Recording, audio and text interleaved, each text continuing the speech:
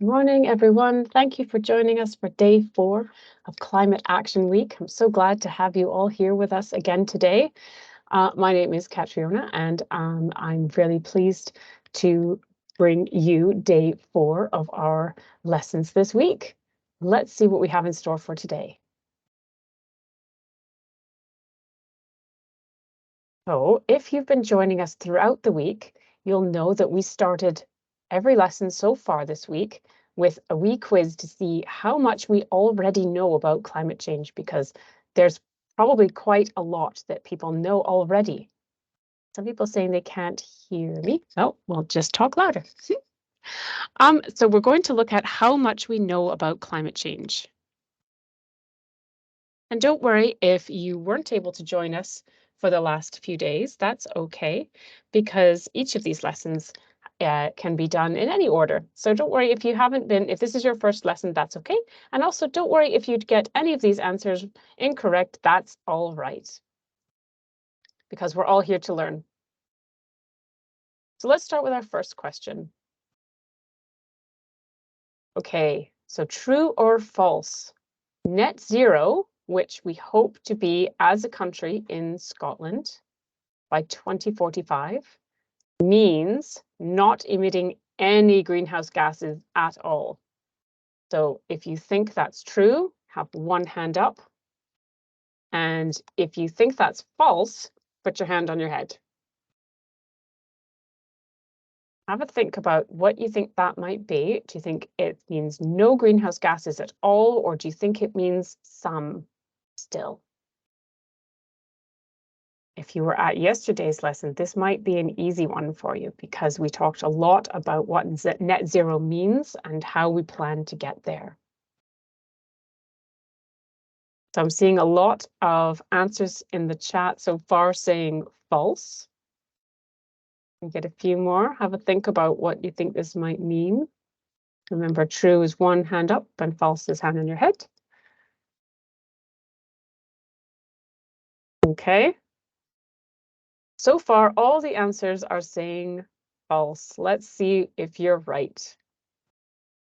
Ta-da! The answer is false, because net zero means achieving a balance between the carbon emitted in the atmosphere, so greenhouse gases emitted into the atmosphere, and the carbon removed from it. So all of the sources of greenhouse gases, remember we were talking about agriculture and industry, burning fossil fuels, driving our cars, disposing of food waste incorrectly, so it goes into landfill instead of compost on one side, and then all of the sinks or more natural things that will absorb carbon dioxide or greenhouse gases, like trees and seaweed and all of that good stuff. Using renewable energy is a good way to get that balance a bit more level, right?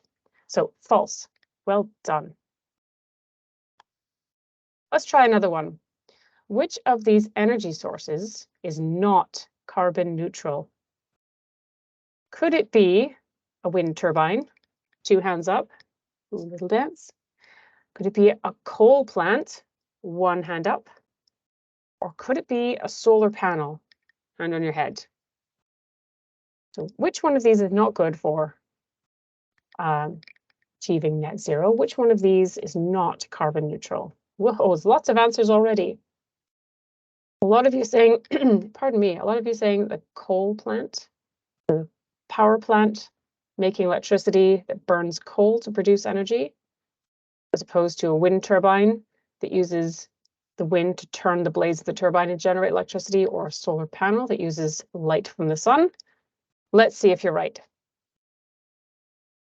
And you are, of course, right, because burning coal releases greenhouse gases into the atmosphere, where wind and solar do not, because they rely on other more natural processes to produce electricity. Like the wind turbine doesn't burn anything, it just moves with the wind, and a solar panel just has the sun's rays on the panel. It doesn't burn anything either, so there's no greenhouse gases emitted in either of the other two. Well done.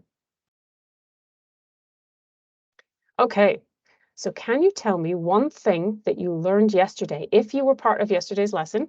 And don't worry if you weren't, that's okay. But if you were, can you remember one thing that you learned yesterday? One thing that really stood out to you? I really enjoyed Josh talking about the balance between sources and sinks. I thought that was a really good explanation. Is there anything else that you learned that you might remember from yesterday? I'll give you a minute to think about that. So St. Gerard's Primary School, remember that the Maldives are hoping to get to net zero 2030, is that correct? I know that we talked about 3 other countries that are hoping to go to net zero by 2045. I don't know if you remember any of those. So Scotland is one of them, and there were 3 more that Josh put flags up for. And you were all very good at recognizing which flags those were. Well done for that.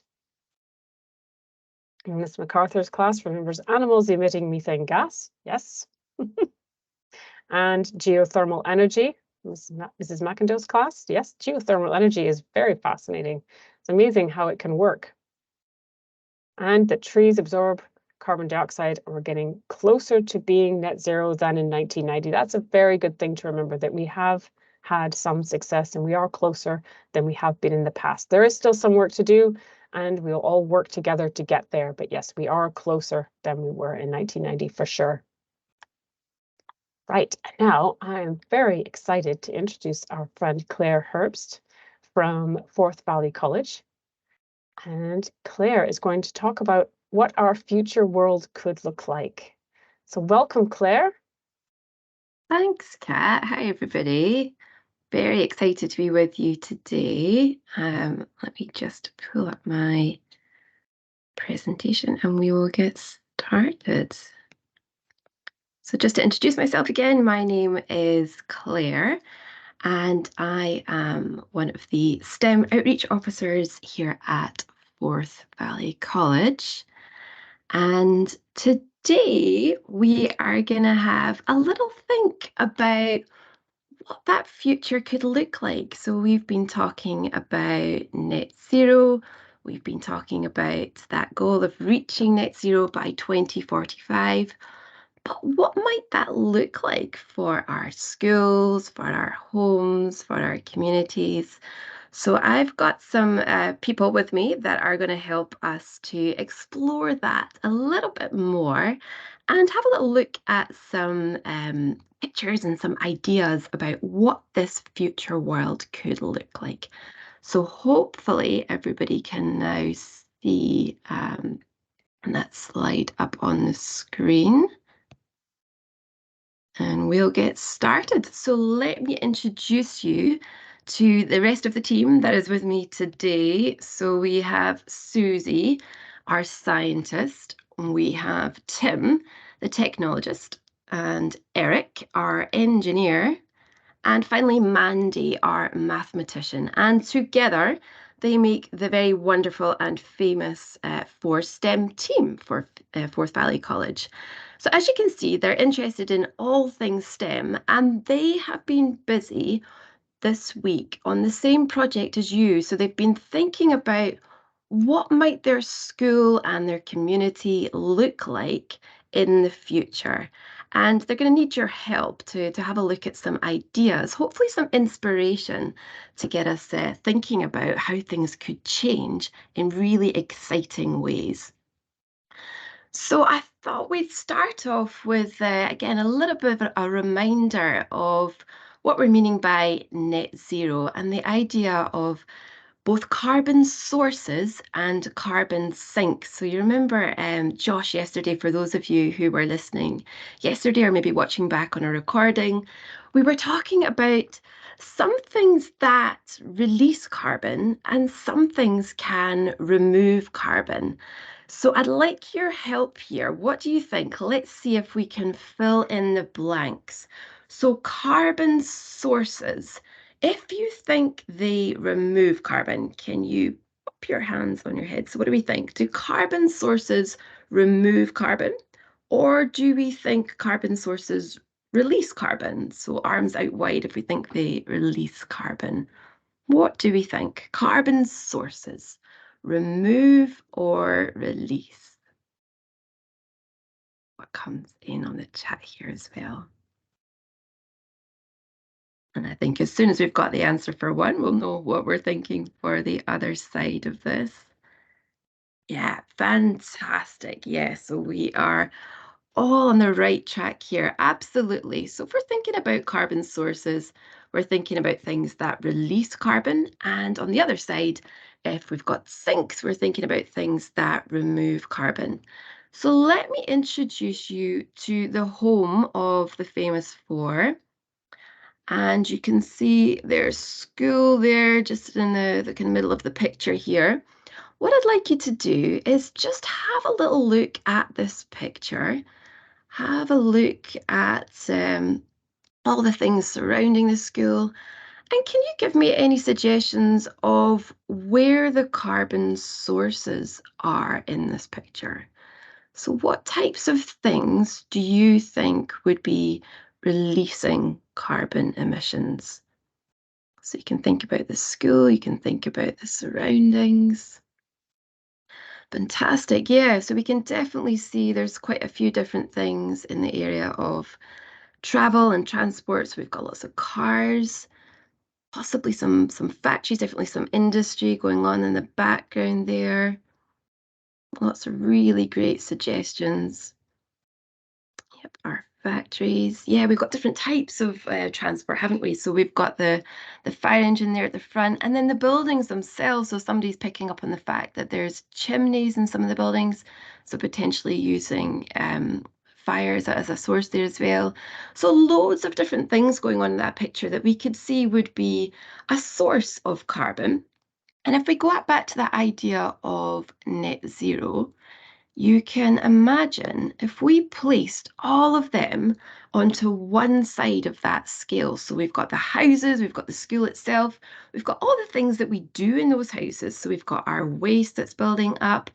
We've got things like our shops and all of the logistics that are needed to get our food from farms all the way to us at home. We've got our industry, burning of fossil fuels, which we know back in 1990, we saw that it was contributing to a lot more emissions. So we can imagine if we put all those sources on one side of the scale, it's a little bit tipped over to one side. So let's see if we can balance it out slightly. Let's have a little look at that same picture again. This time, I'd love you to give suggestions of the carbon sinks. So thinking about perhaps some of the things that are there that support us in nature by removing some of those carbon emissions for us. What do we think? What can we see in our picture? Yeah, absolutely. Brilliant. So we've got quite a few areas of green space here, haven't we? We can see that there are some trees, one in the schools, some around the buildings there, and the grass itself. So we've got quite a lot of different green areas. And if we think kind of deep below under the trees as well, we can also start to think about our soil and our peatlands. Love the suggestion of river. That's a really, really good suggestion. So absolutely, we know that our water sources, our oceans in particular, are a huge carbon sink. And obviously our rivers, our waterways are connecting into our oceans. So really important that we think about how we can look after those areas as well. So fantastic suggestions. Now, what I'd love you to do, I'm looking for some volunteers for this next part. We are going to think about the sinks again. So we've got all of those carbon sources on the one side. And let's just take a couple of the examples that we could see in the picture. So could I ask, if you're sitting in the classroom right now, if we could have a couple of volunteers, if we could have one person, please, standing up to represent the soil or the peatlands. And if we could have another person standing up to represent our forests. Okay, so we've got a couple of examples of carbon sinks there. So hopefully we've got two people standing up right now. You can give a wave to the rest of the room. because the rest of the room are representing the carbon sources. I think we had loads of examples of carbon sources and ways in which carbon was being emitted up into our atmosphere. And right now in your class, you're kind of representing the picture that we've got at the moment. So we've got lots of sources and we've started to see those reduce, but we've got a little bit of work still to get to net zero, haven't we? So if we see only the couple of people that are representing there, the sinks, we want to make sure that they can get a bit bigger and that our carbon sources can reduce down inside. So essentially what we want to get is that balance. We want that scale to be even between our sinks and our sources. So this is going to help us to think about what this future world can look like. If we think about where we are right now, we can think about what could change in the future, how we could potentially change our sources and also our sinks. So just have a think about that. Have a think as you are walking around school today, as you're walking back home, thinking about what's in your community. A nice way to do this, perhaps you can do after this lesson as well. Have a little look at your school on Google Earth. So look from above and have a sense of where are the sources around me? Where are the sinks? So here's a little picture of where I'm based at Forth Valley College in Falkirk. And you can immediately start to pick out, can't you, all the different areas that are acting as really great carbon sinks. So we've got some wild meadows right next to us. We've got some garden spaces in the middle of the campus, but also in the surroundings as well. We've got the amazing Helix Park and some areas of water here as well. So think about what's happening in your environment. And that's what the Famous Four have done to help them with that task of thinking about what their future could look like. So let me introduce you to the Famous Four School. Try to take a little image of this in your mind because we're going to come back to the school. This is what it looks like right now. And I'm sure you can already think of maybe some ideas, things that they could do differently.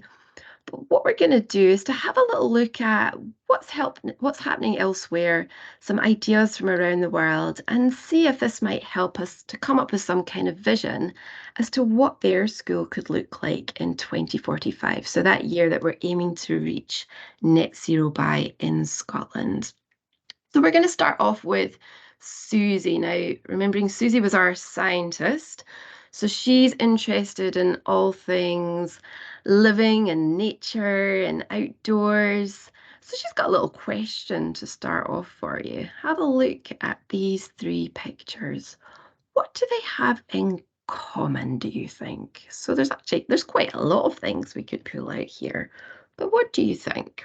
What do these pictures have in common? So we've got a lovely butterfly here, ladybird, and the spider.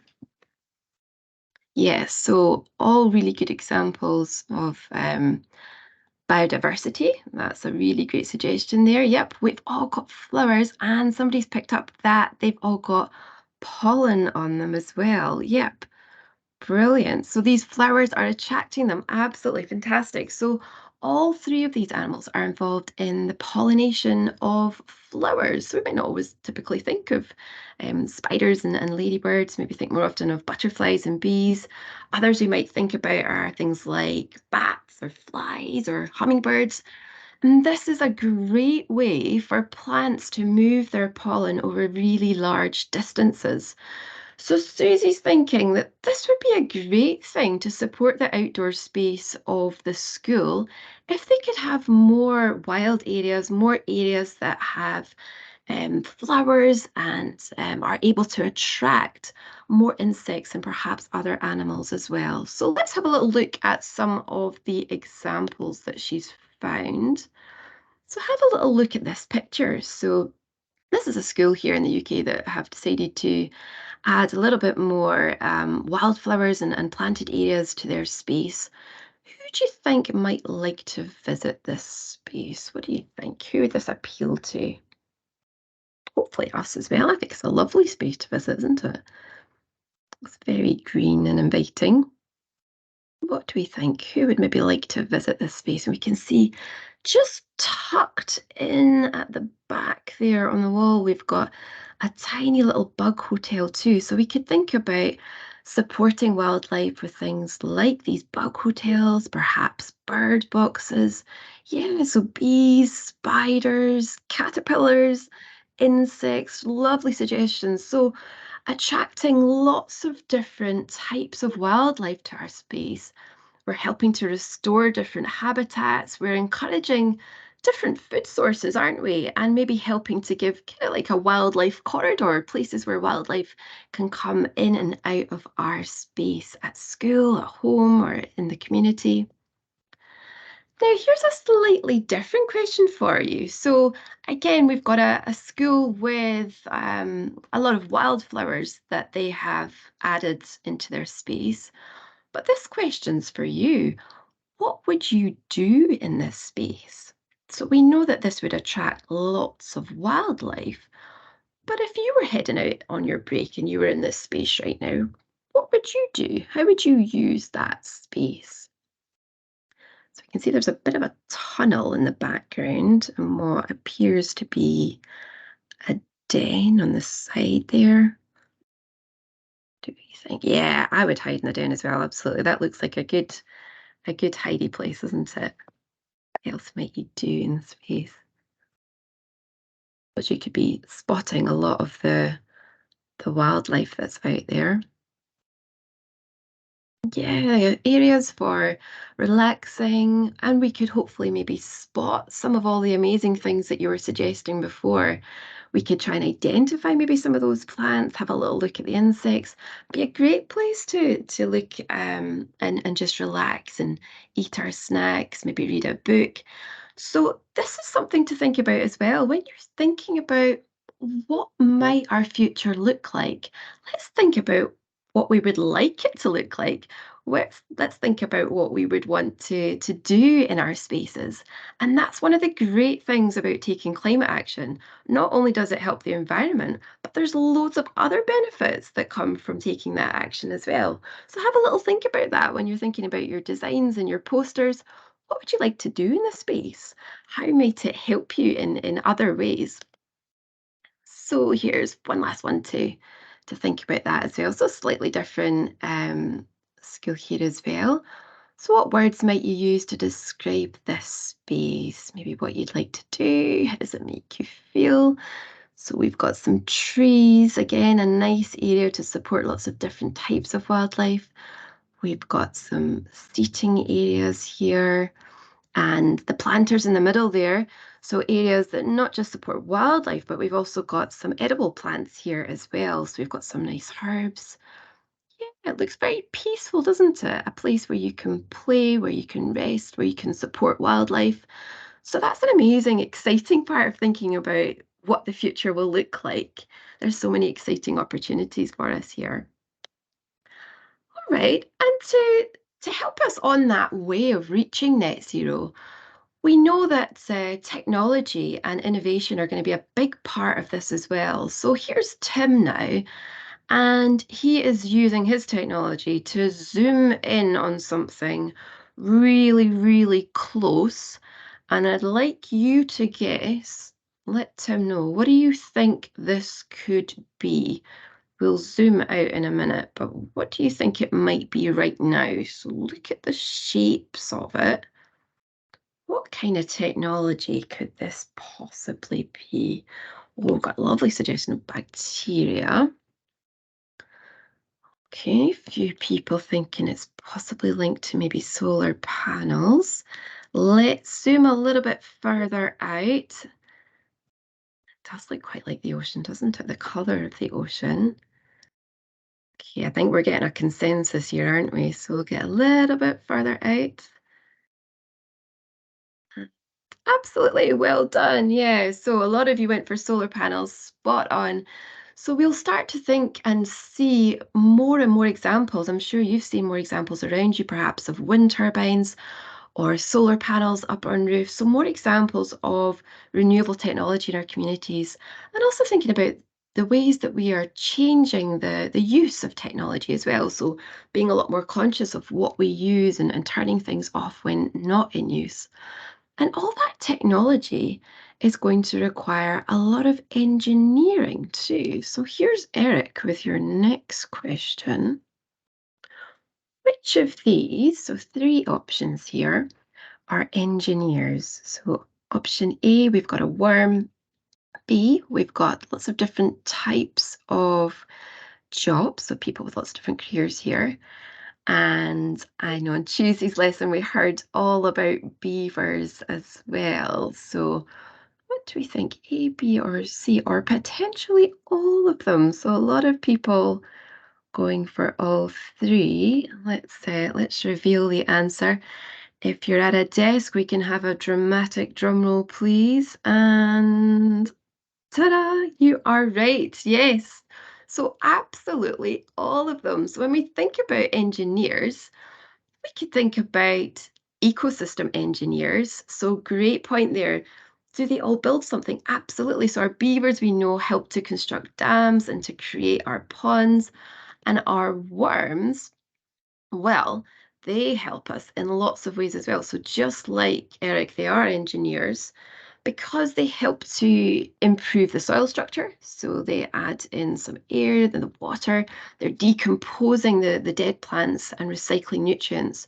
So again, we can think about that in terms of creating these wild areas, these greening areas for our schools, how that helps to support worms, which in turn helps to support our soil and help grow more things. Also gives us a chance to maybe recycle some of our food waste and have a compost for our garden as well. So fantastic ecosystem engineers for the garden. But of course, we had a lot of people there as well. So different types of engineers involved in thinking about things like renewable technologies and the design of buildings in the future. So this may well be a route that you end up thinking about in the future, how buildings could look and how we could introduce and connect with nature more in our surroundings. So let's think about this idea of engineering and design around the world and how things are changing to help reach net zero. So again, Eric, this time he's got a few different pictures to show you. And I'd love your suggestions as to how you think these different designs might help us to reach that goal of net zero globally. So we've got the garden school here in China. What do you think about this design? So what do you think's a good way of maybe supporting carbon sinks or reducing sources? Anything we like about this design here? So it's got lots of open spaces and they've had a big emphasis on how they could connect to nature. Yeah, so you're picking up there's a lot of grass and plants around the school.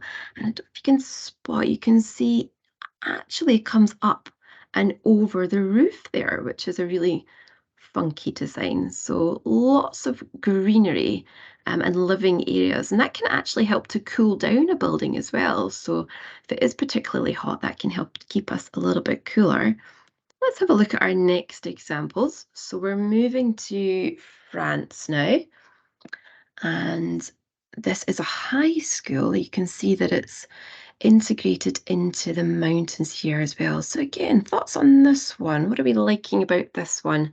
How do we think it could help support net zero? So yeah, again, really great comments about supporting biodiversity.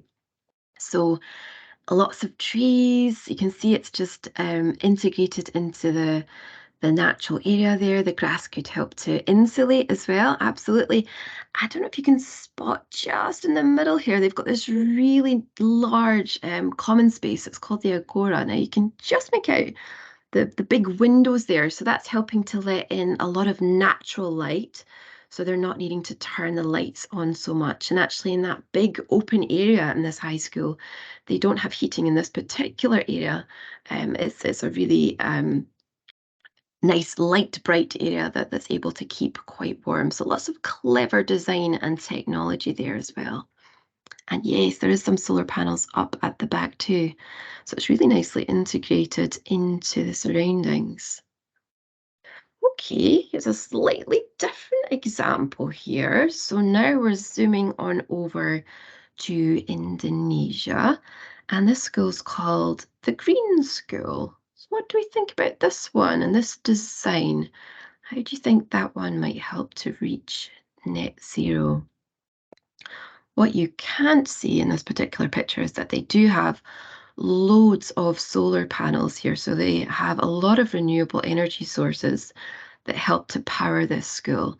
And again, thinking really cleverly about where you are and using nature to your advantage in a way that it can help to give you a power source. So lots of sunlight here, great option to use lots of solar panels. And as we learned yesterday, the solar panels are really effective even when we don't have too much sun. So technology's been changing a lot to be more and more effective. So yeah, great suggestion there. Yeah, making use of the wood. So they've used lots of renewable materials in the build of this school as well. So they've used things like bamboo, grass and mud, and that's been really good to help keep the carbon emissions low in the design of the school as well. Right, and one last one for us here. So we're moving over to America now. Have a little look what is around the sort of outskirts of this school here as well. So what do you think has been quite good in the design to help reach net zero? What types of things can you see going on in this school? So we can think about how people are traveling to school, perhaps, what they're able to access at school. And you can again see really large windows here right at the front of the school. So lots of natural light getting in there. Yeah, fantastic. Yeah, so picking up that they certainly have a lot of bikes parked in the front of the school. So that might be something thinking about in our designs as well. What are the areas to support active travel if we're having more and more people coming with bikes or scooters to school, making sure that there's space for that. Homes for animals, yeah. So again, we can see lots of areas for biodiversity, and you've picked up on the fact they've got loads of food gardens going on here as well. So even if you've got a small space, maybe a little planter there to support some food gardens and how that could come back in the school, and again, help to do things like recycle our food waste as well. Lovely. So let's go back now to our famous four. You remember this is the area where we started. So this was the community that they are living in, and this was them in the year 2023. Have a little look at how the picture changes now. So we're going to fast forward, we're going to time travel all the way through to 2045 and have a little look as to how the picture changes. Just go back again, forward to 2045. And I'm sure you could pick out quite a few differences there that are helping to think about how we can adapt to some of the impacts that we maybe would see with climate change, but how we can support lots of fun, exciting areas, places for us to do lots of different things in the future. So I'm going to zoom right in because it's quite a big picture. I'm going to zoom right in on the school now. And I'd like you to see how many differences you think you can spot between the school as it is right now. And let's forward to 2045. It's a bit like that game, the memory game where you cover up the tree, isn't it? How many things can we remember from the picture before? So I'm going to go back to have a really good look at this picture. Got them all in and around the school. And here we go. What can we spot? How many different things are going on here? Okay, yeah, so certainly in the bigger picture, we could see that the transport had changed. It looks like we've got more things like electric vehicles going on. Yeah, you've picked up that the school technology has changed. So we didn't have, if I look at the roof and the building there, we didn't have the solar panels before. So those have been added. We've got a lot more green areas, don't we? So you've said more grass We've got a bit of an outdoor classroom here, and we've got some wild areas at the back. So it looks like we've got some areas that have been left to grow naturally, maybe some meadows here, lots more green spaces, some hedgerows there, and plants on the wall, absolutely. So we didn't have that before. We can start to see that that green infrastructure is heading up the wall there.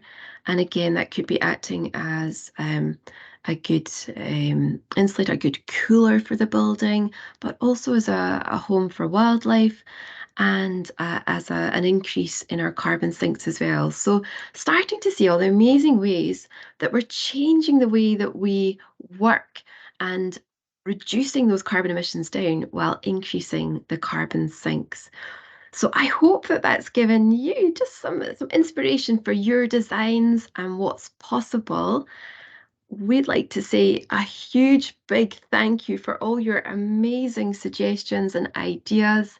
And these are just a couple of further resources that you might want to have a little look at to explore this further in your classroom as well. But for me, that's all from now. And thank you so much for all your input. Thank you, Claire. That was amazing. I learned quite a bit there, and I loved seeing all the different schools from so many different places. Yeah, it's I very would have cool, isn't answered it? read a book in that den as well. That looked so cozy. That's the perfect spot for reading or relaxing. And it's great to see so many schools with nice places like that, with all different kinds of places to play and relax in, and places for wildlife as well. I love hearing about these things because it's really good to hear inspiring messages of things that are already happening and things that maybe we could do in our own schools and maybe in our own gardens if we have one. So it's not all doom and gloom. There is good things happening, and we're all working together to get to net zero and to take action on climate change. So thank you so much for that, Claire. Just wanted to remind you of our activities for this week. Remember, I hope you're still working on your posters. We're looking for, maybe you could create a poster in a group or as a class. And this could be a message to the First Minister of Scotland of the future that you hope for when we reach net zero with restored biodiversity by 2045. And we are going to share these with the First Minister. So please, if you'd like to make one, please do so. And we'd love to see them as well. Obviously, if you're watching this on a recording because you weren't able to join us live this week, if you still have time, oh, can't see his slides, you still have time to create your poster. We'd still love to see it, even if you're watching this on a recording. So yes, please do send those in. The next thing that we're asking you to do this week is to please go on a litter pick. It's the easiest thing that we can all do for the environment and help wildlife, is to take any litter away. It stops it reaching the sea, it stops it damaging wildlife's habitats and hurting animals as well. And it also makes our places look better and makes them nicer to spend time in as well. So even if you only have time to pick up a couple of pieces of litter, all of that helps. Every single litter pick helps. And Mrs. Curran's class says they have a litter pick scheduled for tomorrow, which is amazing. I really hope that you will send us an email maybe, or show us what you find. Tell us all about your experience tomorrow. We'd love to hear all about that. And also, we're looking for you to send a short video message of how your school or nursery or class are taking climate action. And we'd like you to start your video with "I keep Scotland beautiful by," or "We keep Scotland beautiful by," if you're doing it in a group. And we'll share them on our assembly tomorrow with our special guest. I can't tell you who it is, but we're hoping to have a special guest join us tomorrow. So Miss Heron's class, if you want to make a video about your litter pick while you're out tomorrow to say "We keep Scotland beautiful by picking up litter," that would be amazing. And we're going to share all of those. And also, if you're watching this on recording, please feel free to send in a video as well. There's no deadline for these. We'd always love to hear from you. There's one more interesting thing I have to share with you today, and that is this resource from Sciaf Christian Aid Oxfam, and it's called "Get Creative for Climate Justice." Now, there are this is in the the resource folder that we have for you. So you can go into the resource folder, teachers, and you can have a look at this. but it's asking young people to use their creativity and send a loud, clear climate justice message to MSPs and ministers. And there is a guide to how you're going to do it. You're going to make an exhibition. They're going to make an exhibition, sorry, in the Scottish Parliament between the 2nd and 4th of September next year. So there's plenty of time to do this. We'd like what they're asking is for you to think critically about climate justice and to represent your hopes and dreams for the future creatively in an exhibition of work in your school. So there's plenty of room to be creative and think of something to do in your school with this. I'll leave that with you as something you can do as a follow-on activity for Climate Action Week, but that is in the resource folder. And of course, if you do participate in this, we would love to see what you make because your work is always something we're interested in. And here is how you can send it in to us. You can email us at ecoschools@keepscotlandbeautiful.org. And also, if you have any questions for Claire or any of our other presenters this week, you can ask your question there too, and we'll do our best to get as many answers as we can for you. If you have any questions about climate action or how greenhouse gases work or how climate change can affect us and what we can do about it, you can put that in an email and send it to us as well. And here's how you can reach us on social media. We're on most platforms at KSB Scotland. And of course, the email address always works. I hope you can join us tomorrow for our assembly, where we'll share all the work that you've been sending in and some more examples of climate action being taken in schools across Scotland. That's all we have time for today. So bye for now.